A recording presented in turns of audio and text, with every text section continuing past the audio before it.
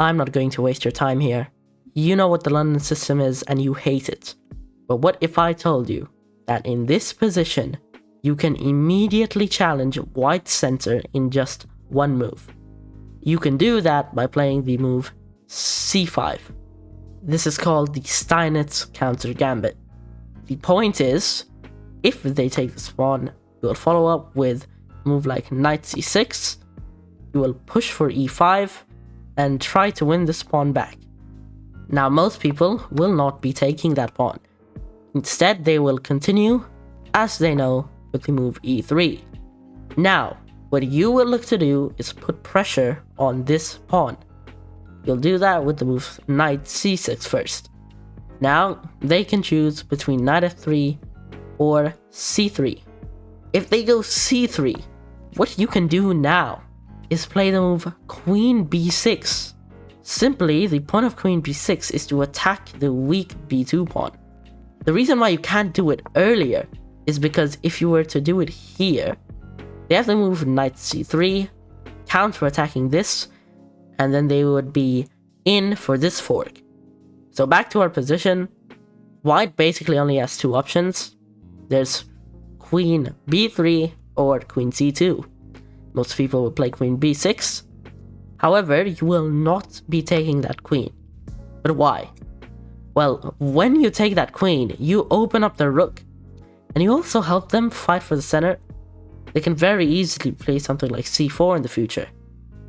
So instead of that, you will play the move c4, putting more pressure on the queen. Of course, the queen still has to defend this square, so it either goes to c2 or to b6. If they decide to take your queen, for the same reason as why you wouldn't take their queen, this is better for you. You'll play moves like b5 very soon, and you can very easily target white's pawn structure, just like that.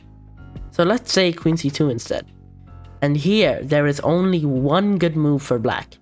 That move is the impressive e5. That is giving up a pawn two different ways. But why? Let's say pawn takes pawn.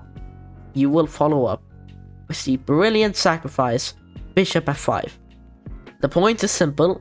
You are trying to divert in order to take that pawn, take a rook, maybe even a knight. Now you may be asking, why do you have to play it in this order? Why can you not play it directly?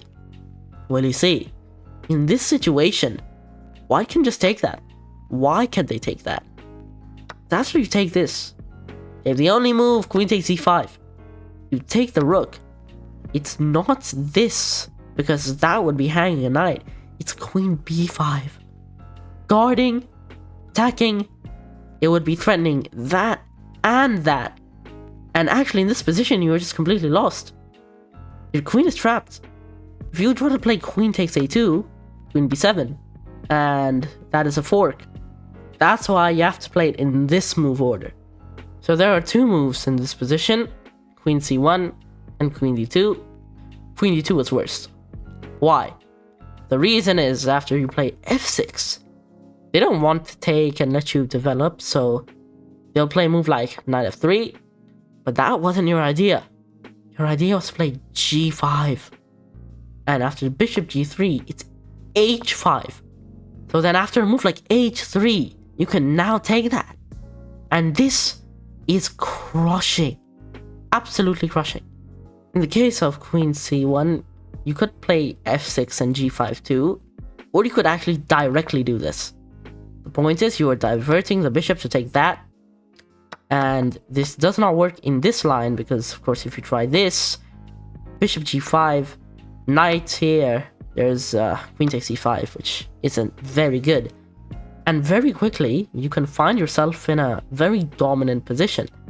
Your objective here is simple. You are trying to attack the very weak king to have clear control of the d3 square. And with moves like bishop c5, you will very easily be able to create pressure and win this game. Back here, even if they go for knight f3 here, what you will do is develop. What you are waiting for is c3.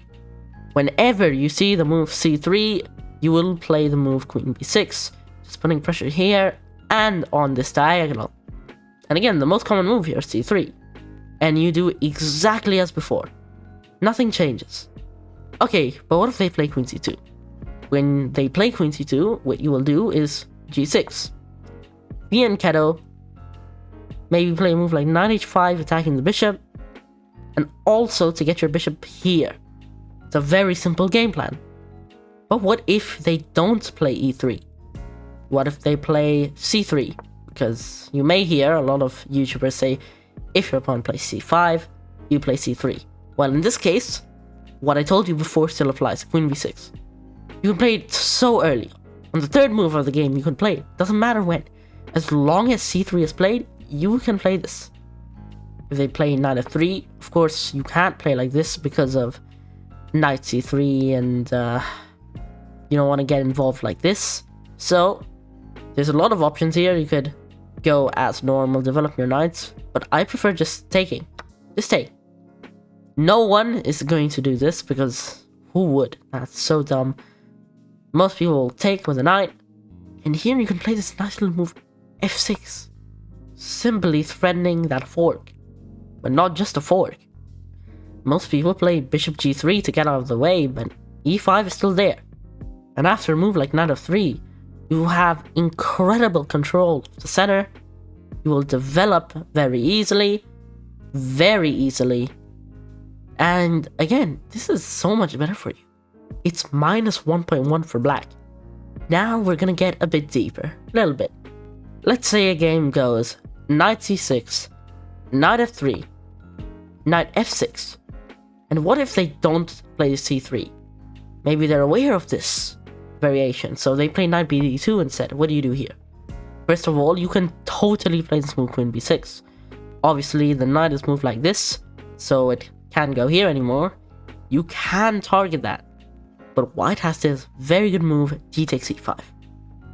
Now you have to decide, which pawn do you take? It doesn't really matter which one.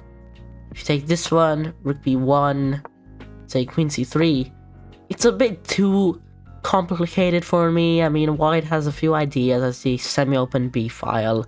Instead of that, just be simple. Just take that. E takes and develop. It's been 5 moves. You're completely unscathed. You have 3 developed pieces and pawn in the center. You couldn't really get much better. I mean, you just play e6, bishop e7, castle, easy. You'll also get a few positions like this where they play c3 and queen b3. I would just take that. Just be simple and take. Why? Because after this, you can take this now. Pawn takes. They have doubled, isolated pawns, and these are very easy targets. I mean, you could immediately play knight c6 to attack this. Maybe on the future you could get a rook on this file and attack. But this is just equal, and for humans it's probably better for black. This opening is really simple. I've already taught you what to do in pretty much every main variation. Now, the last one. What if they take the pawn?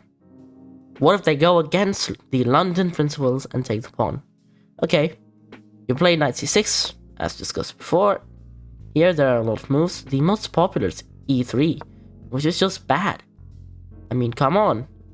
e5, bishop g3, and you'll take that pawn. Any person who plays chess can see that this position is miles better for black. So to stop the pawn push of e5, a lot of people will play the move knight f3. You just play knight f6, develop yourself. Say they play e3 right now, you have a lot of options. You could go for bishop g4, you could also play e6, be solid, look to try to take this, and really white just doesn't have a very good way of defending that. So after a normal developing move, you'll just take that, you'll castle, you'll get your bishop out. If you're trying not to lose to the London, because of how boring, of how slow, yet effective it is, this is what you should play. And anyways, back in this position, the best move is e4. I'd say it's a pretty hard move to find, but the point is, if you take that, queen takes d8, you either play king takes d8 and lose your right to castle, or you play knight takes d8 and basically undevelop your knight. And white is very comfortable. Knight c3, knight f6, and they can just long castle here, and they will target your king because they have this entire file open. So instead of all that, just be good. e6. Now they have to do something here. If they take, you take. Very simple. They try to attack your pawn, you defend. If they don't take, they play knight c3 to try and put pressure here. You have d4. And very quickly, white gets locked out of the game. This is just a terrible position for white. You're gonna win back that pawn, and you'll put pressure here too. I hope you enjoyed this video. If you did enjoy, please leave a like and subscribe. As always, in the description there will be the full PGN that I've made myself. If you're interested, you can check that out and analyze that. See you all later. Bye bye.